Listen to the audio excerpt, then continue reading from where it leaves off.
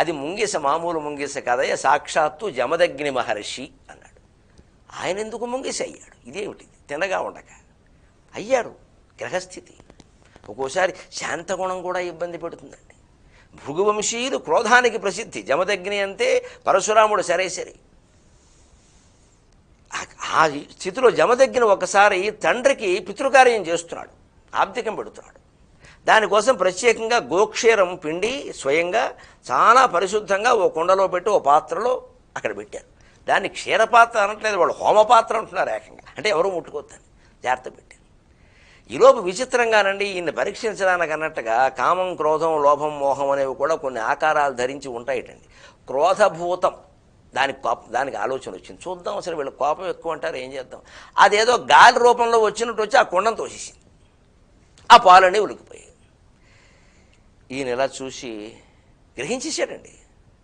టప్పని ఇలా నీళ్ళు తీసుకుంటే క్రోధం భూతం కాదు, ప్రాతపిశాచం అయిపోతుంది. అది తిరుగులేదు ఇంకాని.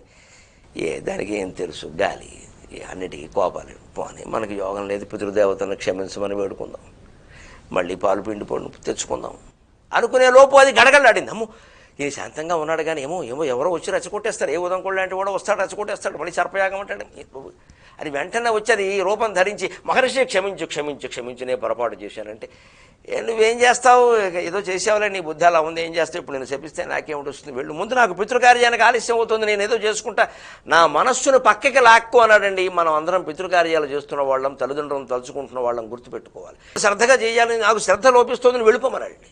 వెళ్ళిపోతే చివరికి విచిత్రం, పితృదేవతలు వచ్చి ఇంత జరుగుతున్నా మా మీద ప్రేమ లేకుండా, దానికి శాపం ఇవ్వకుండా, మన సహజ లక్షణమైన కోపానికి వ్యతిరేకంగా నువ్వు ప్రవర్తించావు, నీకు మేము శాపం ఇస్తున్నావు, నువ్వు ముంగిసేపట్టమన్నారు. ఏం చేసినా గొడవ, కరవమంటే కప్ప కోపం, పెడవమంటే పాము కోపం అని. ఈయన సరే నేనేం అన్నాను, నాకు శాంతంగా ఉండాలనిపించింది, ఉన్నాను. భృగువంశీయులందరూ క్రోధానికి ప్రసిద్ధి, అయినా ఆ మచ్చ పోగొట్టుకోవాలని నేను ప్రయత్నించాను. ఏం చేస్తాం, మీ కోపం వచ్చింది, నేనేం చేయను, సరే కానివ్వండి. అన్నదేదో అన్నారు, ఎంత శాంతమో చూడండి, అన్నదేదో అన్నారు, పోన్లేండి, నాకు శాప విముక్తి చెప్పండి అంటే